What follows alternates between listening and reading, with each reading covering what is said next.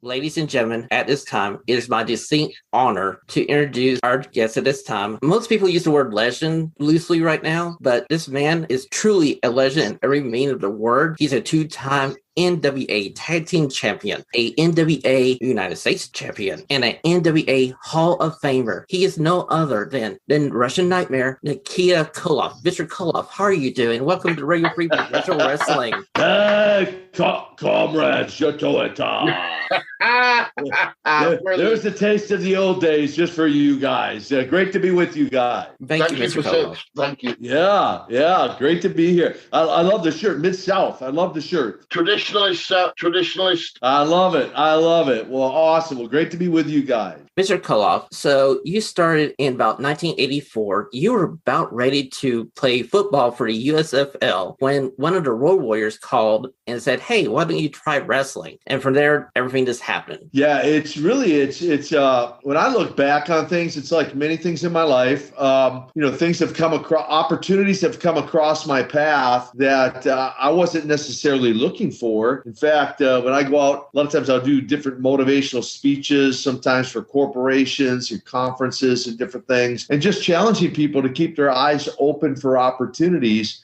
I like to say it this way, guys. It's better to be prepared for an opportunity and not have one than have an opportunity come across your path and not be prepared for it, right? And so for me, back in those days, I was, of course, training extensively in the gym, fell in love with weightlifting at the age of 12, and then football soon after. And so that was where my sights were set on professional football. That was kind of my dream as a child, as a young boy. And I was on that path of pursuing that, even in the midst of some setbacks in college. But again, I didn't let that hold me back. I used those setbacks as an opportunity for a comeback. And then Road Warrior Animal, who I, by the way, had recruited out of high school to play college football with me, he left early, got into professional wrestling, and then in turn, he called me, if you want to, so to speak, and recruited me into professional wrestling. And as you mentioned, 1984, and the career just took off. Certainly did. It's just crazy how much talent came out of that area of Minnesota at that time, because you had Kurt Hennig, you had Rick Rude, and both the Road Warriors, and yourself. So how was it wrestling the Road Warriors? Well, there's a lot of guys. I'll get to that question, but yeah, there was so many guys. Crusher Khrushchev, right? Barry Darsow, Wayne Bloom, Mike Enos, Scott Norton, of course, Jesse the Body Ventura. I mean, there's so many that came out of the Minneapolis area that for whatever reason, I guess it was in the water tower. It must have been the minerals in the water tower. But the Road Warriors were certainly legendary, right? I mean, they made a name for themselves. As far as I'm concerned, one of the best, if not the best, tag team ever in professional wrestling. Of course, I might be a little biased on that opinion, but I think their record speaks for themselves by how many belts they acquired and wore around their waist, and the success and accomplishments they had, not just in all the major leagues, AWA, WWF, WCW, NWA, but also in Japan and just around the world. And certainly the matches against them are incredibly memorable, to say the least, especially the chain matches. Those are pretty memorable. And then later on, teaming up with them for the War Games with the Thupa Powers, if you will, Dusty Road, the Tower Power, too sweet to be sour, yeah. Brilliant. Everyone loves to imitate Dusty, so I had to throw that out there. No, it was great. So you let me into my good. second question. It's 1987, and Dusty has just come up with this idea for a match. And it's Dusty, you, the Road Warriors versus the Four Horsemen, and this concept he calls War Games. What do you think about it when you first hear, hey, we're going to be inside this giant steel cage structure? Well, I mean, I'd been in cage matches in the past, whether it was against Nature Boy Ric Flair and for a World Heavyweight title match or other guys. I mean, I was in the cage with a lot of guys, but the idea or the concept of two rings, two cages, as well as a covering over. Now, the other cage matches, there was no top on it, but here you're going to have a top, so it's kind of like no escape, right? Nobody gets in, nobody gets out. So the concept I thought was brilliant. Dusty, I really consider to be really a genius when it came came to creating angles, creating ideas like the War Games, like Great American Bash, the Best of 7 series against Magnum TA, and so many other amazing creative ideas that Dusty came up with. And that War Games was, especially the very first one, was very memorable. I mean, it was electrifying that night in the arena. Nobody had a clue or an idea how it was going to unfold. But as we now know, it's now, we use the word legendary in the opening. Well, the War Games match was legendary. Still being used today, so, you can't knock it. Well, yeah, and I understand. I like to say often imitated, never duplicated. So,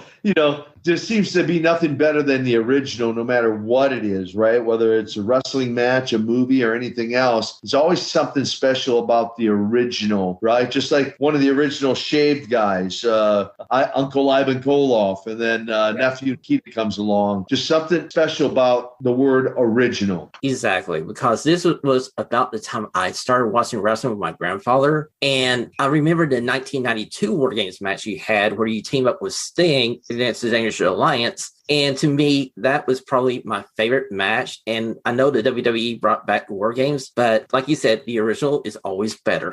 Well, and those matches with the Dangerous Alliance and Sting's squadron were certainly fun as well. Taking nothing away from them in any aspect of that. But certainly, you go back to the Superpowers, the Road Warriors, the Four Horsemen, who had a stellar career of their own, right? And again, the original Rick, Ole, Arn, and Tully were certainly formidable opponents. And then eventually, when Luger comes aboard, but back to the original, Tully, Ole, Arn, Rick, those guys were consummate professionals and carried themselves so well in the ring and just made any match, whether it was an 8-man, a 6-man, a tag match, or a single match, those guys were the mecca of wrestling in those days. Exactly. You cannot say anything about 1980s wrestling without mentioning the Four Horsemen. They are truly legends. Full sense of the word, they are legends. And the best part of my childhood was watching them wrestle.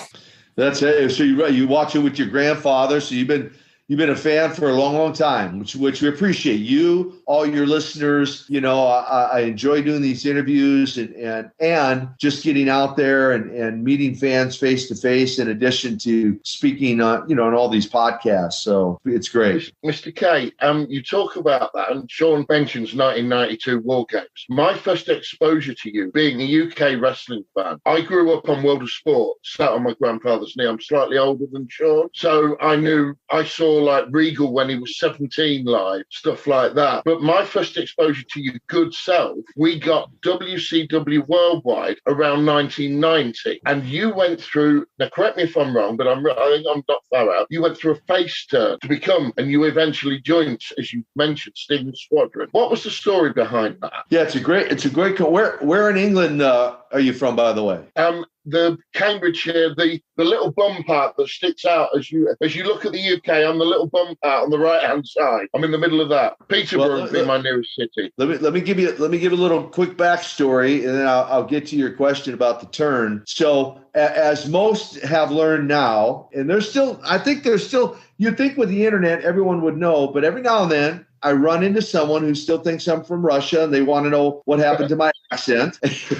But hey, good formal English tutoring. Thank you, UK. Good formal English tutoring. But here's the little backstory, my brother. So my roots actually go back to England. My mom was born up near Carlisle, up near the Scottish border. Yeah, you've probably heard of Carlisle. A little village called Hayden, Hayden. And my sister, brother, and I, my brother-in-law, had the opportunity just a few years back to of course, tour London and all of the wonderful things that England has to offer. We took a train up to Carlisle. We rented a car. We went to all these little villages to research the history of our family. And lo and behold, to us, We had no clue, no idea. We actually found the house that my mom was born in. Yeah, it was pretty amazing. No, you didn't go off to a hospital. You had a midwife, right? And so my mom born in 1919 there in Hayden. And then at age 2, my grandma brought her on a boat across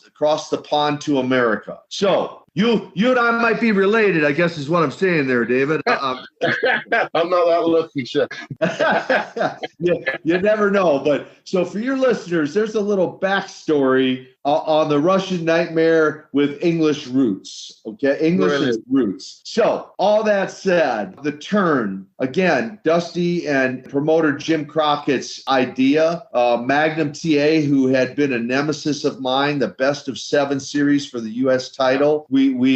Which is probably the most often mentioned part of my career, is that best of 7 series. When he had his accident, I had just come back from Japan, a tour in Japan, and I had no idea that he had his wreck. It took him a while to convince me, but once they convinced me, then they shared with me the idea of coming to Dusty's rescue a few weeks later in a cage match in Charlotte, North Carolina. He was wrestling. It was supposed to be Ole and Tully. Tully was injured. J.J. Dillon, the manager, steps in. And, I thought to myself, guys, Dusty's got all kinds of years of experience. Jim Crockett Promotion and their family had been in wrestling for 50 plus years. They probably, if they think this will work, let's go for it. So we made the decision. The date was set. I came to Dusty's aid, as people can watch on YouTube videos. And when I did, the place went from initially a pin drop and death silence to an eruption that you might say lifted the roof off the building, and we never looked back. You were happy with that, were you?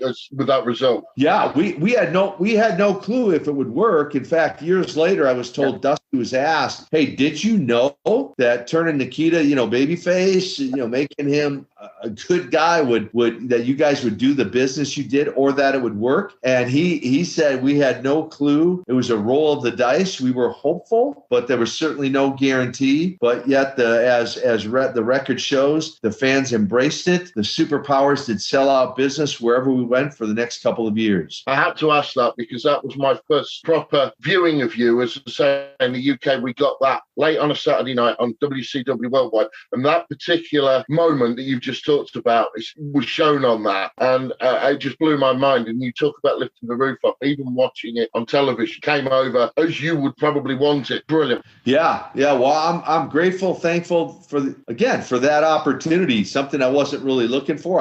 I thought I'd be a heel. I thought I'd be a bad guy my whole entire career. And that opportunity presented itself. We took advantage of it. Sure. Mr. Koloff, we're going to kind of wrap up here with the last question we have for you. You have a man camp, which is like a Christian outreach program, if I'm correct. Can you tell us about that, please? Yeah, we do.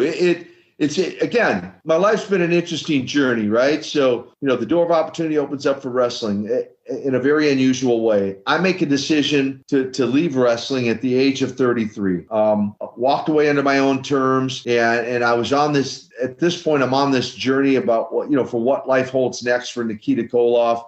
Just like I wasn't born in Russia. I've got English roots. I didn't grow up in a church, but, I had heard the stories. I learned the stories of this man named Jesus who lived and died, was crucified and rose again. And so I heard the story. But in 1993, about 11 months after leaving wrestling, that story, I like to say, made the 18-inch trip from my head down to my heart. And I became a Christ follower. And that decision, October 17th, 1993, set me on a whole different trajectory, a whole different path that all these years later now have allowed me to travel to 30 different countries. I have ministered and preached in 1,200 plus or minus churches, 28 different denominations. We hold men's conferences and camps. And I was reconnected with Lex Luger. Your listeners probably know him as the Total Package, Lex Luger. We were reunited in 2006 when he made a decision, April 23rd, to surrender his life to the Lord. And since that time, he and I have co-labored together in doing these conferences, and now it's called Man Camp. Your listeners can go check out mancamp.org. Info. That's the website. So men 18 years and older, we bring in to for a few days, him and I co-facilitate this camp. And our goal, guys, is just to instill things that he and I have learned over the years to be more healthy mentally, emotionally, physically, of course, spiritually, send men back home just to be more engaging and more successful and thrive in their environment. And so that's what we do with the camps and again, the Man Up conferences and I'm just thrilled. I mean, I never thought I'd be a book writer. I did not enjoy writing and certainly didn't enjoy English class back in the days of my studies. But lo and behold, I've written 3 books. I'm working on a 4th one. Your listeners another website they can go to is Koloff.net. And 2 of my books are there that they can purchase and I'll personalize. And now the last thing I'll share with you too, Shawn and David, is I wasn't looking to have my own radio show or my own podcast, but last year during this pandemic, an opportunity opened up and now I launched It's Time to Man Up, the Man Up podcast. Your listeners can go on all of their major platforms and find the podcast. And I just recently did an interview, a 2-part interview with Sting, Jackson Riker from WWE, Monday Night Raw, Magnum TA will be on there soon. And so got some great interviews with some of the wrestlers. That's so awesome. Mr. Koloff, thank you for joining us today on Radio Free Professional Wrestling. We look forward to see what you do next in your career, and God bless you. Well, God bless you, David. Thank you, Shawn, and all of your viewers, listeners out there. God bless you guys. Thanks for having me on. Thank you, Nikki. Thank you, sir. Hey, thank you, guys. I really appreciate it.